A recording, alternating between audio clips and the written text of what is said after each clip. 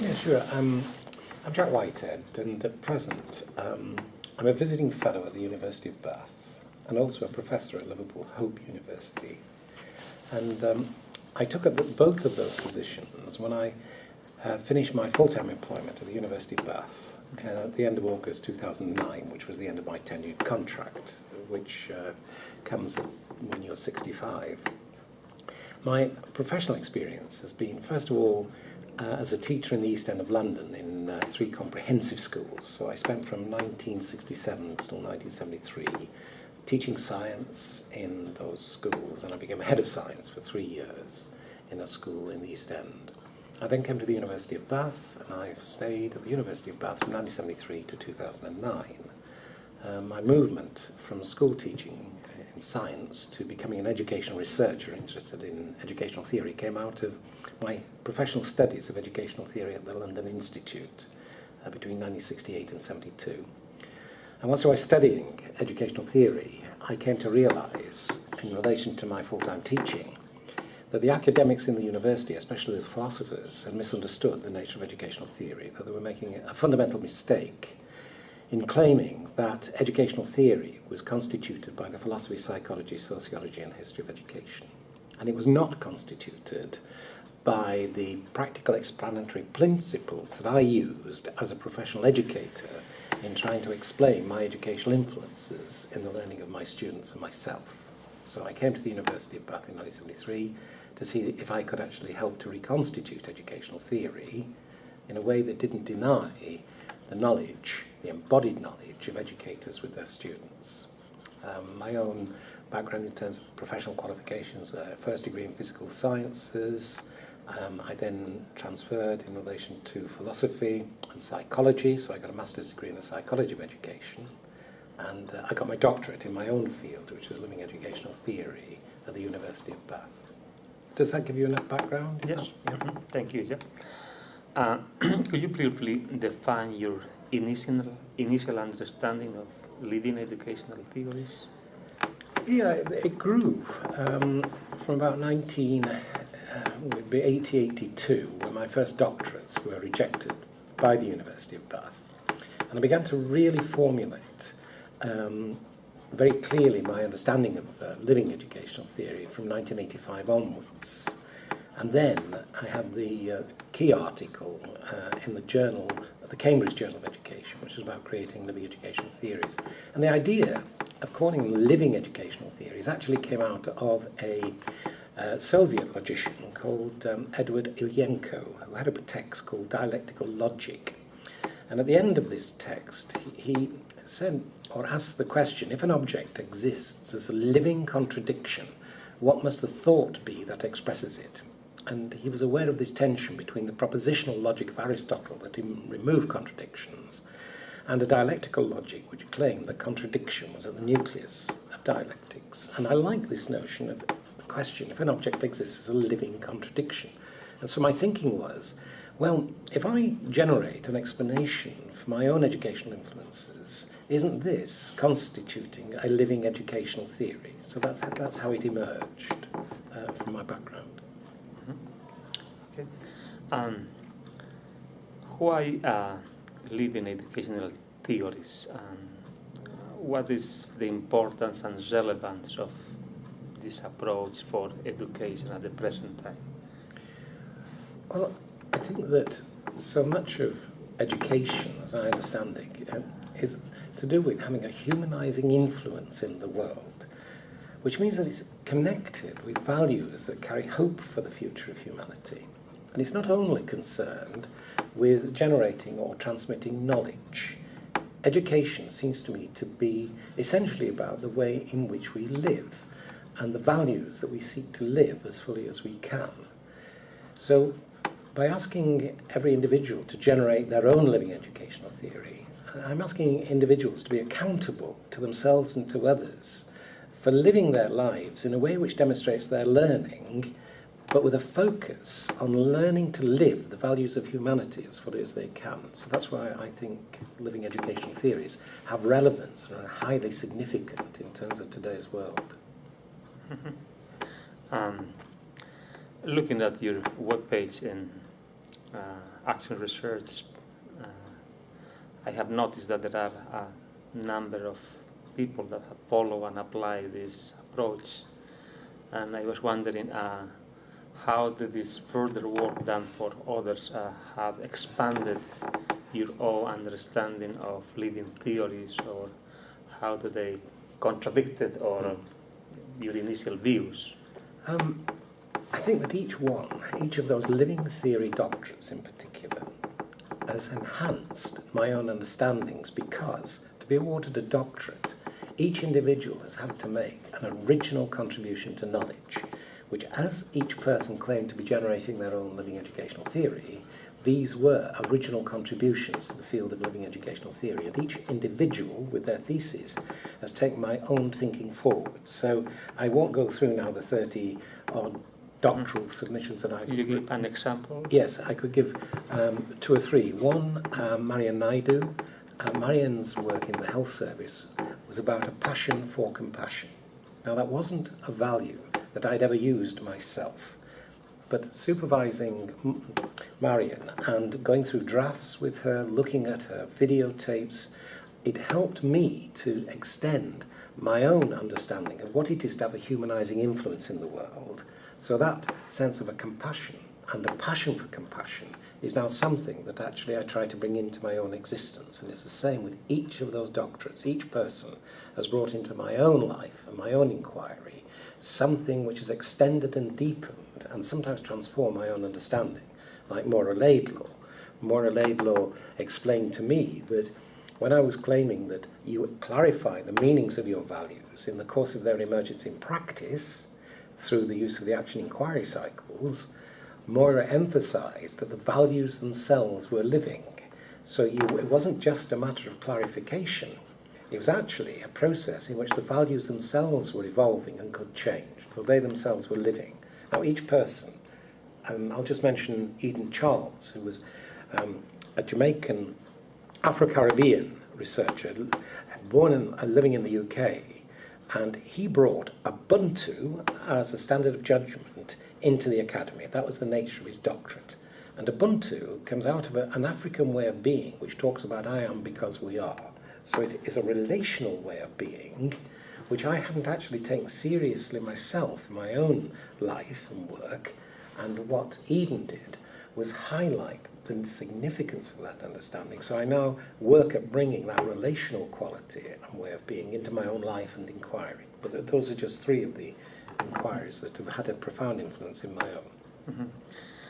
How easy or how difficult has been within this academic context to receive or to digest those kind of findings and approaches? Early on in my career, I could see that it was very difficult for the context to even contain me, even allow me to exist within it. So I've still got the statements from the university ending my employment in 1976 on the grounds that I couldn't teach or do research and that I disturbed the good order and morale of the whole School of Education. Now, a professor of public law came to my aid along with many of my students and other academics, and it meant that the university had to withdraw those claims and offer me a tenured appointment until 2009. I then had 2 doctoral submissions that were rejected in 80 and 82. And it wasn't so much that they were rejected that bothered me, because I think every academic has the right to make those kinds of judgments. What really bothered me was that the regulation of the university, explicitly and in writing, it said that I could not, under any circumstances, question the competence of my examiners. So 1980 and 82, that bothered me, as I say, not so much for the academic judgments the examiners made, but because the social context refused me permission to question the judgment. Now, that was changed in 1991. The regulations of the university changed, along with quite a lot of universities in the UK, because there was a campaign to change the regulations to enable the possibility of asking questions of examiners on the grounds of bias, prejudice, and inadequate assessment. Then what I found was, when I became president of the British Educational Research Association in 1988, that things began to change, that I then began not to have my work praised or affirmed, but I was no longer being subject to those kind of hostile forces. And then, certainly for the last 20 years of my time at the University of Bath, I just felt that I was actually given quite a supportive environment, in the sense that I was supported in going to give to international conferences, to have a large number of doctoral supervisions. So all of that actually helped with the spread of the ideas. But early on, it was very difficult.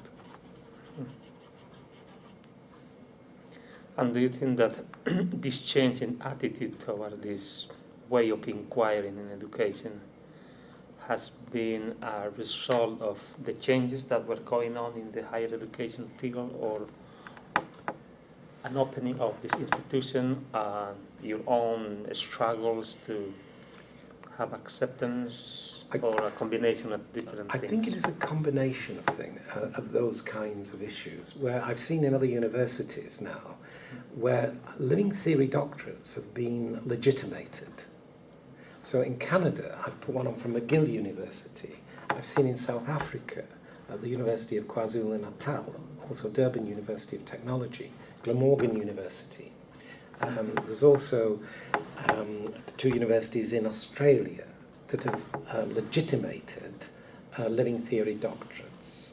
I've seen that at Hertfordshire University as well in the UK. But even this last year, there was a university in the northeast of England.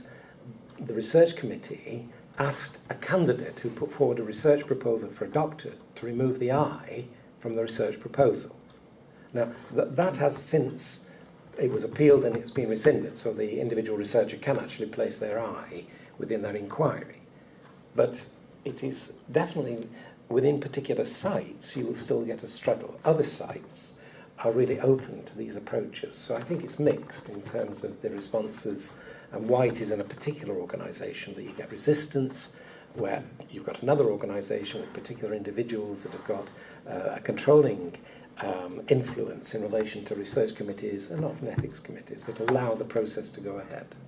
But the key thing is there have been a very large number of people that are now willing to act as external examiners and who are competent to do it in relation to the living theories and the action research, whereas 30 years ago that was not the case. Moving a little bit outside the UK, you've been in different places like South Africa, Nigeria, and other places too. How it has been the reception of this kind of approach and ideas in those contexts? And again, I think you would say there's anxiety, because where I've been into institutions that are just trying to develop themselves with having a good reputation in research, they tend to be rather traditional and conservative, because to actually embrace these approaches, which are highly innovative, and some would see it as risky in terms of establishing your academic status and recognition. But I've found that the more confident organisations, for example, in Brock University in Canada at the moment, their master's programme, one of my former doctoral students, Jacqueline DeLong, who was a superintendent of schools in the Grand Erie Board, is now supervising master's cohorts in developing these approaches.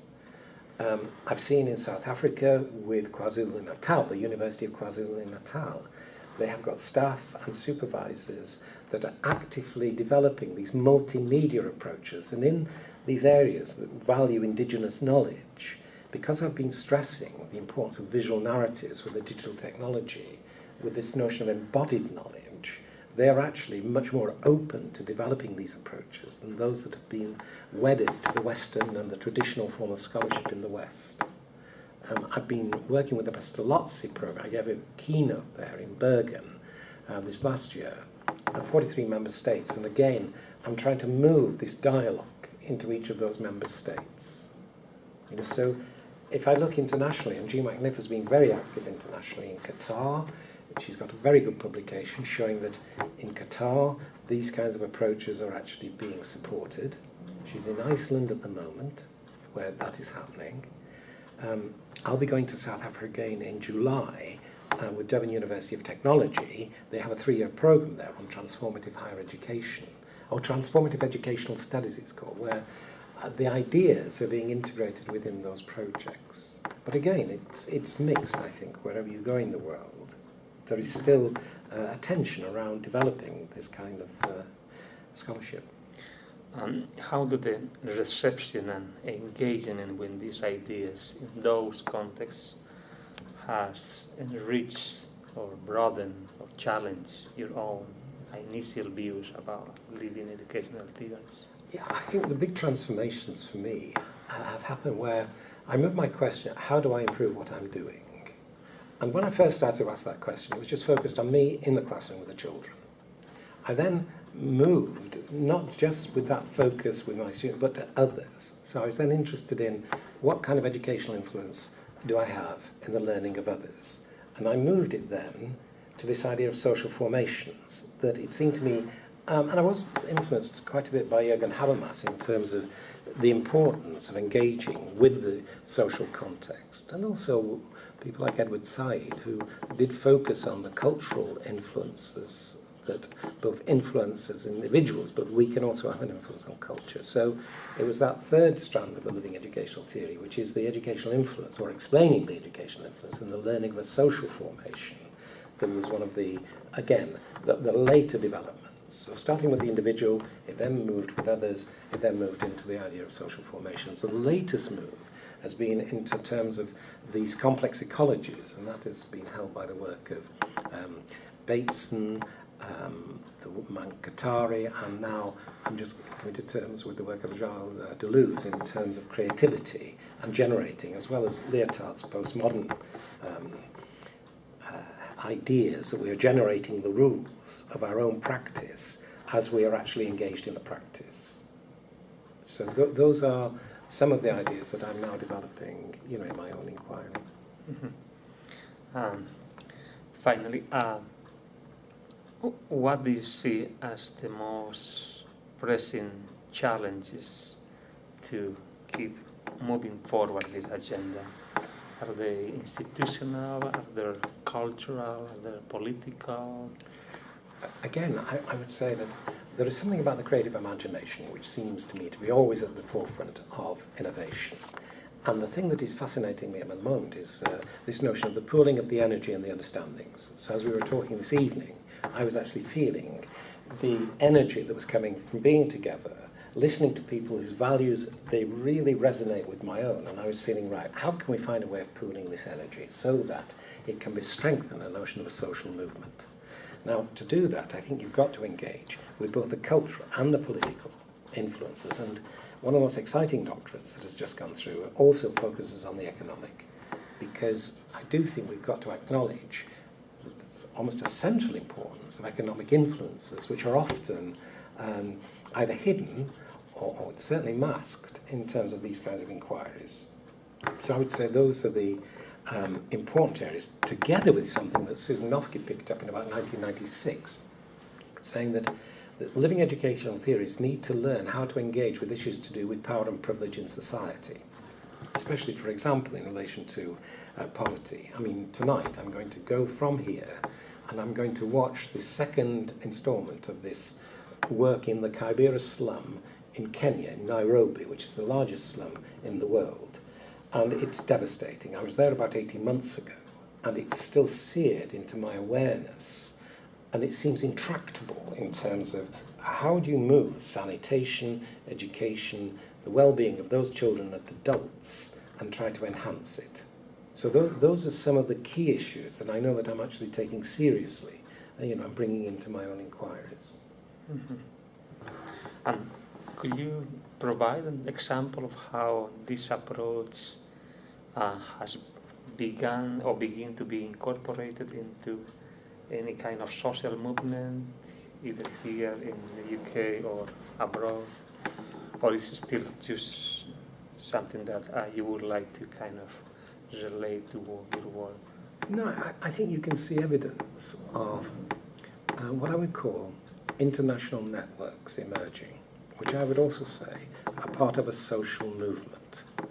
So the communication, for example, through the internet, where people are beginning to share their own inquiries and build them together. The example that an educator in Croatia called Branko Bogner, he has helped with the editing of the Educational Journal of Living Theories. A handbook has just been produced called Action Research in the Educational Workplace, which contains contributions to that journal from all over the world. And you can just see the development of those communications taking place and the multimedia work. For example, the academic and work Geisha Ribaldo in Caracas, and I think that is Venezuela. Is it that Argentina? Or Venezuela. That is Venezuela. Now, Geisha posted on the Practitioner Researcher e-forum that I convene, and I have done for 7 years, and you can still see that growing around the world. So you can see the communications developing. She posted a video clip of her in her own practice. This is now being shared by others and responded to. And that's what I think you can see as part of a growing social movement. A sharing of what I call the life-affirming energy from particular contexts, which are being shared globally through the internet. And people are acknowledging that they're feeling stronger and are inspired by the work of others and their communications to continue with their own inquiries. So I do think there is that kind of evidence building up that you can access in terms of these international networks. When you work with your students, for instance, trying to push them to explore this kind of approach and apply it to their own lives and professional experiences, what do you find the most challenging things to do at the individual level to kind of start exploring and bring out these embodied values? It's one of arrogance and the issue of colonization. For example, as I'm with you, I'm aware I'm making a judgment, and I do this with all my students. And the danger is that I'm imposing an inappropriate judgment on the other.